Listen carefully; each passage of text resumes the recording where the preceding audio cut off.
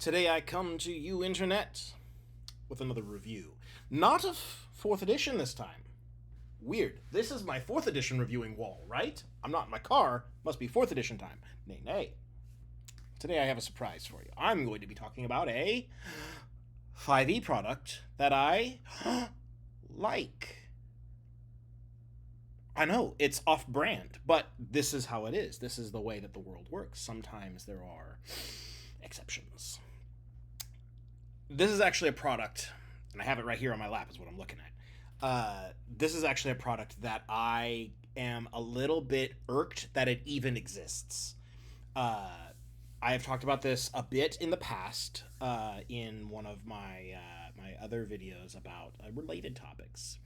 And I'm building up suspense for the product that you don't know is in the title of the video, so you don't know what I'm about to talk about. It is, of course, Adventures in Rokugan. Adventures in Rokugan is the best, for my money, it's the best 5th edition product, 5th edition supplement, 5th edition based game that is out there, like, period. It's the best value for your money of any 5th edition product that is being sold today. Better than the Player's Handbook. I would absolutely recommend someone get this rather than the Player's Handbook any day. And there's a couple of reasons for that. One, I personally am in love with the setting of Rokugan. And so this has setting information. It's for those of you who are familiar with the setting of Rokugan, this is a bit of a reboot. You'll notice that there are some differences to the canon setting, both canon settings, because different from AEG and the Fantasy Flight version. This is published by Edge Studios, which is the RPG company that sort of split off from Fantasy Flight when Asmodee came and just like ripped apart the company into its different constituents. I mean, that is what it is. That's a whole other story, and I'm not going to get into it today. But anyways, it's published by Edge Studios. Same people who do the Edge series of Star Wars books. This is the D20 based RPG for the L5R property, the world of Rokugan. And there's a reason why I don't really like that this exists. And let me tell you what that is. So the term 5th edition, and indeed simply referring to an RPG as a number of edition, has come to be colloquially the term for D&D. Like if I say 5th edition, you know I'm talking about D&D 5th edition. If I say 4th edition, you know I'm talking about D&D 4th edition.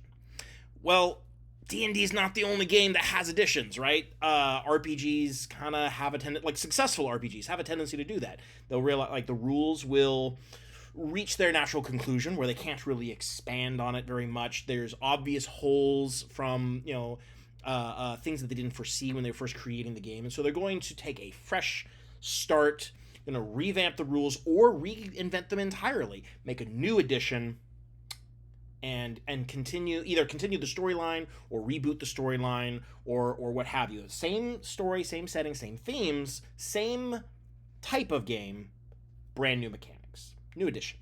We all know what an edition is. I don't know why I'm explaining what an edition is, but lots of RPGs do this. And so it's a little bit annoying to me when I talk about L5R 5th edition. What do I mean by that? Because the Legend of the Five Rings role-playing game is in its 5th edition. Like, the 5th edition is the current edition that is being printed, and it is the edition that I play. But then you come out with this, which is L5R using 5th edition rules. What am I supposed to do with that? That's confusing as hell, and I don't like it. I don't like that this exists.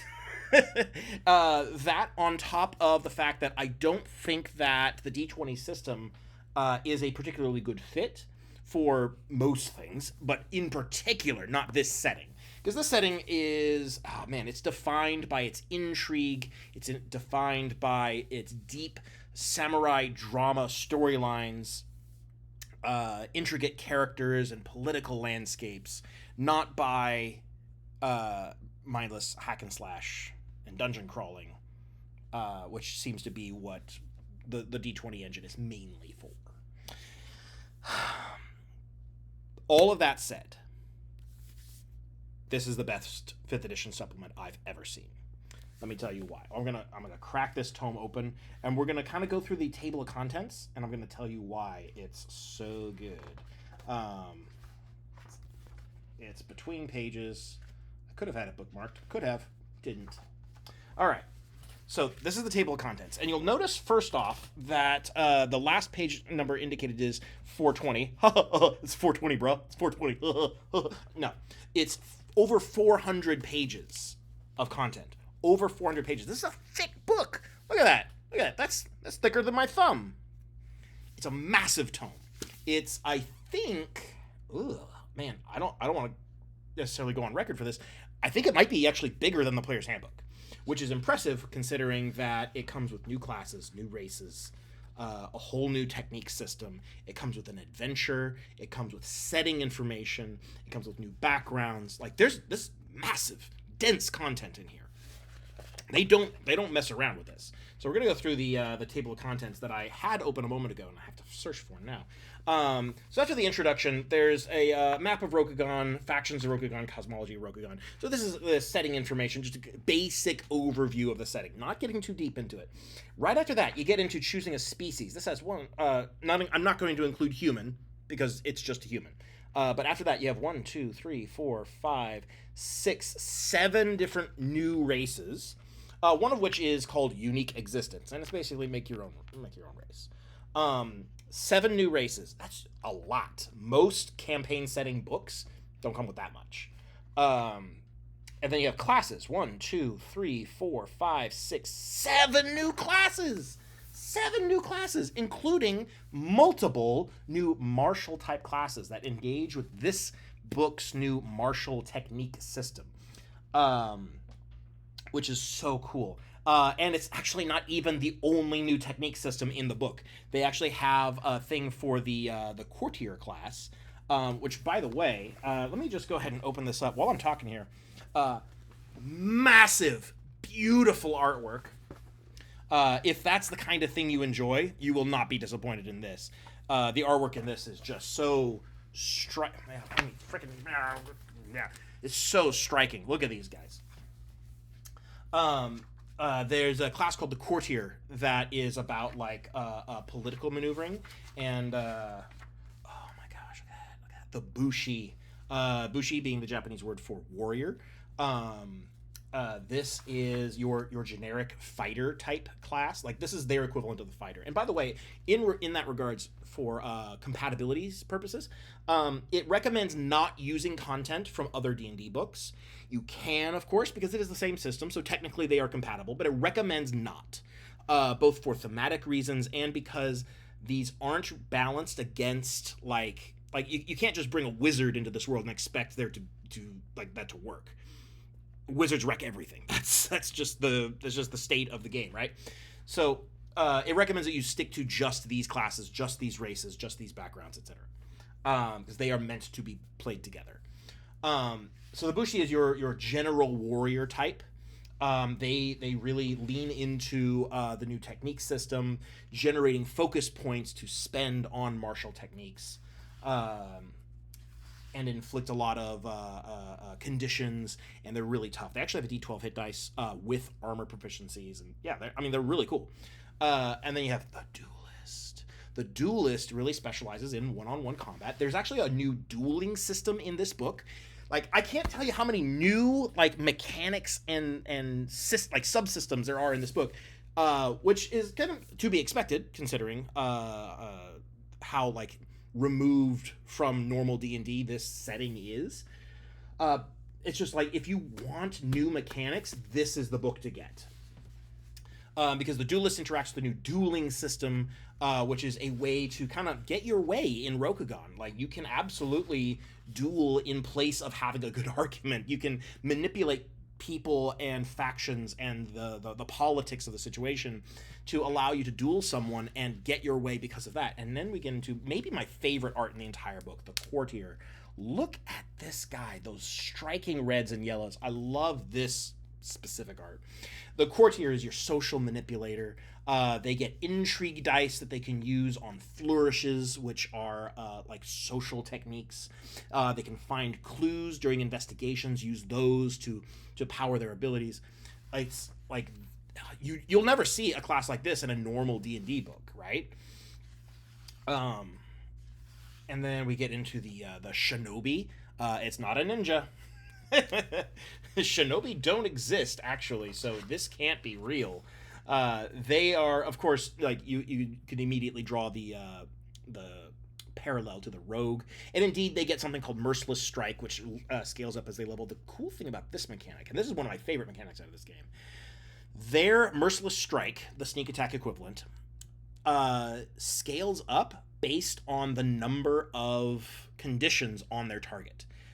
So if you hit somebody who's got several conditions on them, and by the way, as I've been saying so far, like this book adds a lot of new conditions. There's like half a dozen new conditions in this book, and all the classes have ways of applying conditions onto enemies.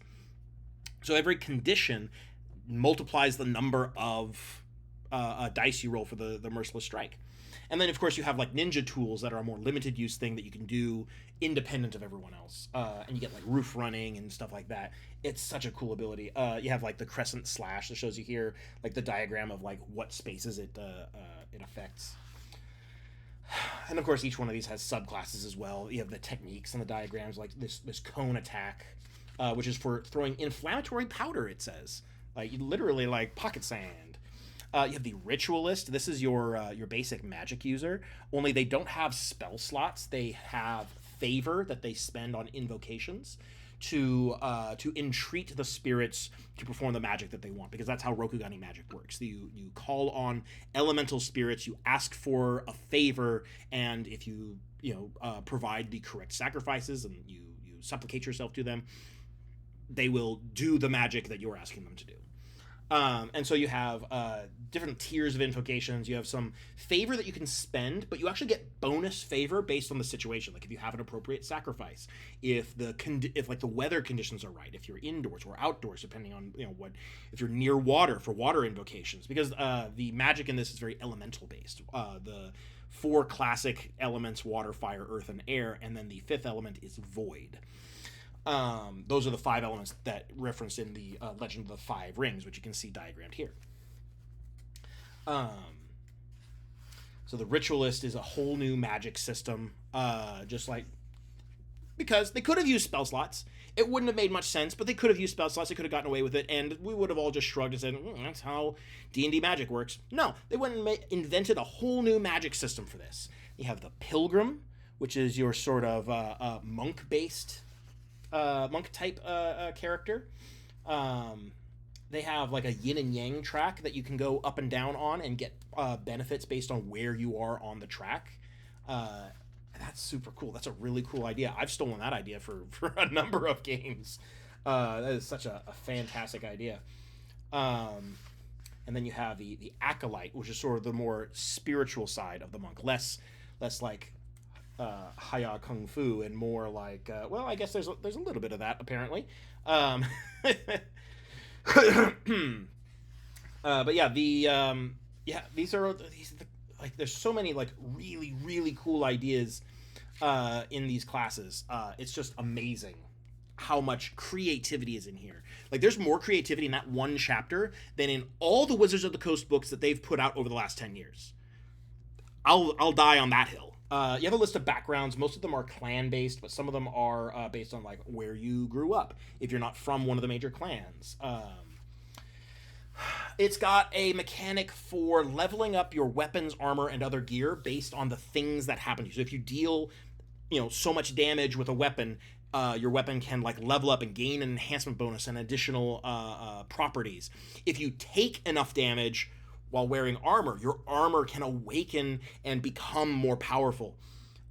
Because it is not conducive to the fantasy of L5R, that you are constantly like upgrading and buying new gear and things like that. Like, your gear is largely ancestral.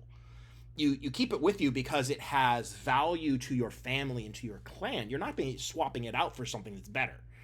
So that's why it has a mechanic for making your gear awaken and become more powerful as the spirits within are awakened to greatness. It is sip time.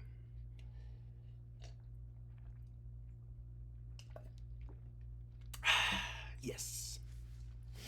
So, Adventures in Rokugan is a product that I kind of wish didn't exist. But because it does, I'm going to go ahead and recommend it. If anyone's looking for a new 5th edition supplement, you will find no finer book for D&D 5e. This actually does have, it has like lots of new systems in it, as I have mentioned. Whenever it refers to the base game, it actually does specifically refer to the D&D, the SRD, the System Reference Document for 5th edition, because it is directly based on that. It is an official like licensed supplement. So it is not a new game, but it has so many new elements.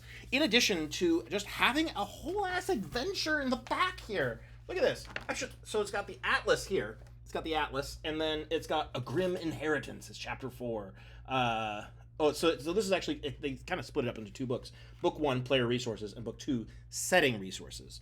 And so the last chapter in that is The Grim Inheritance, which is by my count, about a 30-page adventure that comes in this book. Is that normal? I've never bought like a setting book for D&D. Well, not for 5th edition, anyways. I don't know if that's normal. I don't think that's normal. That doesn't feel normal. Like that's in addition to looks like about 30 pages of like atlases and like regional information about this setting, how to run adventures in Rokugan, the rules for dueling right here. You've got different species. It talks about motivations. It's a new like little subsystem. So instead of having like, personality traits, bonds, and flaws, you have motivations, and there's mechanics for using those, because a conflict between the motivations of your character is sort of what drives a lot of stories in the setting forward. The inherent tragedy of being a samurai in a world that is not perfect is sort of the source of most of the drama in Rokugan. So there's a few more things I could say, but I'm going to cut this a little bit short. I can't say enough nice things about this book. It's easily the best 5th edition product I've ever bought. I expect to never run this game, because at the end of the day, it is still a 5th edition product. Like, you can't really get around that. It's still D&D 5e. It still has the same base engine. It's just that you'd be surprised how many problems can be fixed if you just fix your class design. And I think the classes in this are basically the best I've ever seen. It's just really, really cool. And I love the setting. Like, if somebody else... Let me put it this way. I'm never going to run this game. If somebody I knew invited me to a campaign for Adventures in Rokugan, and I had the time free, I would probably play in it. Like, despite my having said that I'm never going to play 5th edition again after my current campaign is over, I would probably do that. I'd make an exception for this, like a one-time exception. I don't know if I could really make it like a long-term or repeated thing, but like, they want to run a one-shot on this? Absolutely, yes. I'll try it. I'll give it a go. That's how much I like this book. So if you're looking for a new 5th edition supplement, can't recommend this strongly enough. If you are looking for other Legend of the Five Rings products, I can strongly recommend the actual Legend of the Five Rings RPG, which is in its 5th edition, and that is the edition that I play. I was about to say prefer. I actually have never played any of the other editions, so I can't compare it. But the 5th edition is really good. It's my number one favorite RPG. A big part of that is having to do with like the setting and the story and the genre that it evokes. Some of which is reflected in here. Some of it. Like, it's still 5e, but they do what they can with what little they have.